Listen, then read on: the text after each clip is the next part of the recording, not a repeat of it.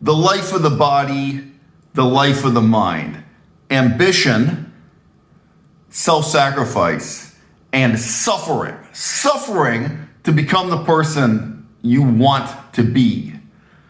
6 months from now, 6 years from now, you fucking tell me. It's so easy to come on the internet and talk about balance.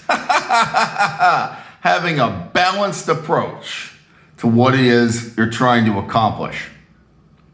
But what if, when we talk to others about balance, we're really engaging in a fairly anodyne form of psychological projection, where we're giving advice that's not really about what you need to do, given who you are and your unique set of advantages and disadvantages.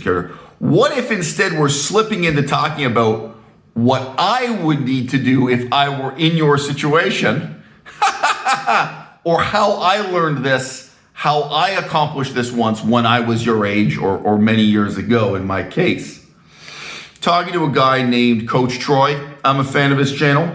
As you would guess from his name and job title, he's a coach. When he was a teenager, he was a gifted athlete. He's now a coach. He's giving advice to athletes, many of whom are probably much more naturally gifted than he ever was. So he can lose track of how special he is, to be blunt.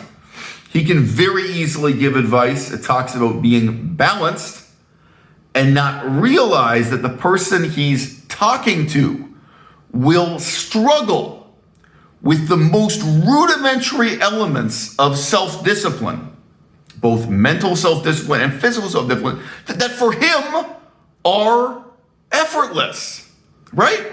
And again, for some of the people he's training, some of the people he's seeing go on to careers in sport, he probably feels that he struggled against disadvantages that many of these younger athletes he's now helping have never had to deal with. He's going to see his own level of talented ability in that skewed context. I used to study Chinese. Someone who grew up speaking Chinese, right? They can never appreciate, they can never relate to how hard it is for someone like me to learn the rudiments of that language now. Never.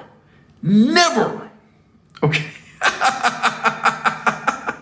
And any advice a native speaker of Chinese will give you, if you grew up speaking English or any European language, if you grew up with no familiarity with the underlying phonology and the system of symbolic writing that Chinese relies upon, any advice they give you for how you can and should learn the language now, it's going to radically underestimate how hard this is for you, how the study of the Chinese language, it is going to take everything you've got to give and more, 12 hours a day for 10 years, okay? And a native speaker of Chinese, they can't see it that way.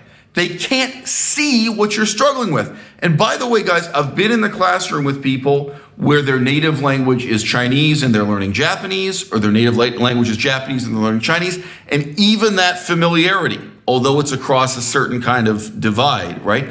That familiarity itself blinds the person to the difficulty you're in, the difficulty I would be in, etc., in studying these languages.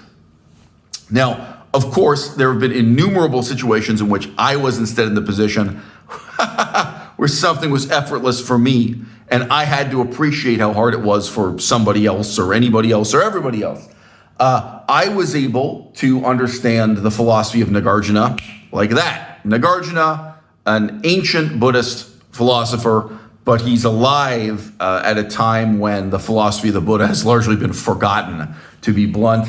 It's a period of time when there were kind of new philosophies being spun out of the vague inspiration provided by the fading memory of who the Buddha was and what the religion was supposed to be all about. So it's kind of late decadent phase of Buddhist philosophy. Now, if I'm going to encourage someone, if I'm going to coach someone in how to study that particular period of Buddhist philosophy, right? How easy it would be for me to just speak autobiographically about how I did it. How easy to talk about having a balanced life with the pleasures of the body and the pleasures of the mind.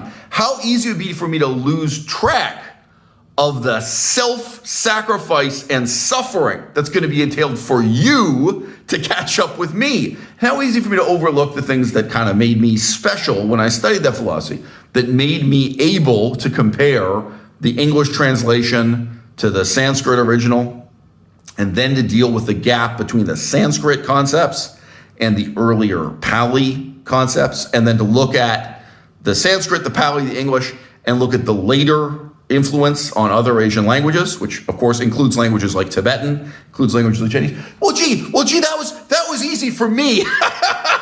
Does that sound easy for you?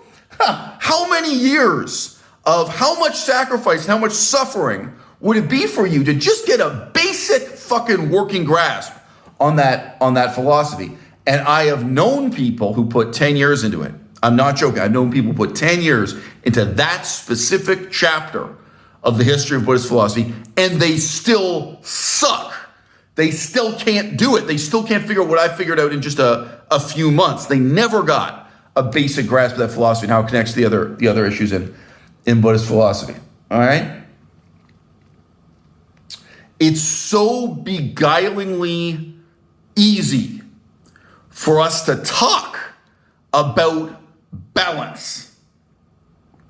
And for people in the audience to feel flattered and encouraged by this talk about balance, when what we need to be talking about is ambition and self-sacrifice and agony and sorrow and suffering, whether you are talking about athleticism or the life of the mind.